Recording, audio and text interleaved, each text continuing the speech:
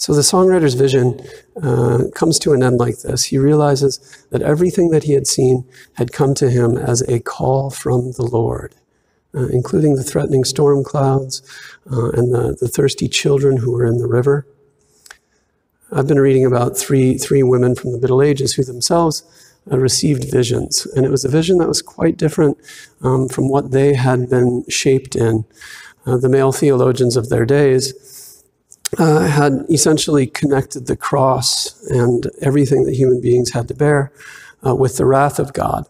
But what these women were shown was that the cross that we have to bear is all about drawing us deeper and deeper into the love of God. The most famous of these three women, Julian of Norwich, was on her deathbed, or so everyone thought. And after the priest gave her the last rites, suddenly she had a visitation from the Lord. And the Lord said to her this, "All things will be well, and you shall see yourself that I will make all things well." And she said that these words came to her tenderly, with no manner of blame towards her whatsoever. But these revelations and these words that came to her were also confounding to her, because she had been shaped in the wrath of God, and she had thus wanted to blame herself. And complete understanding did not come to her for another 15 years when once again the Lord spoke to her and said, "Would you like to know the Lord's meaning in these things? Know it well. Love was his meaning."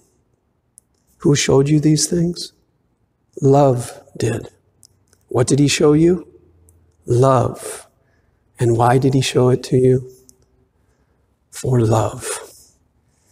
Hold this within you, for you shall know more of the same, and you will never know other than love without end. So all that is happening around us today, all of the crosses that we are currently bearing, are for one single sole purpose, and that is to draw us deeper into the love of God. So will the privileged upper and middle classes learn to love the poor more and better? Will privileged whites learn to love blacks and other minorities more? Will the privileged, healthy and strong learn to love the weak and the sick? Will the right learn to love the left and the left learn to love the right? And will our corporate bodies, our churches, synagogues, mosques, our corporations, and our governments, will we embody this sort of love and put it into our policies and into our practices? Will you better love your neighbor?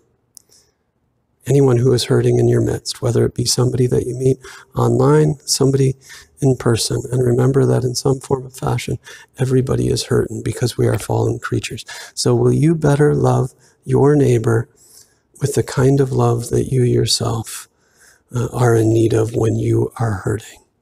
May love rather than wrath flourish in the season of God's salvation. And please join me in giving praise to the Lamb of God, who was slain and who alone is worthy of all honor, glory, and power. And God's people say,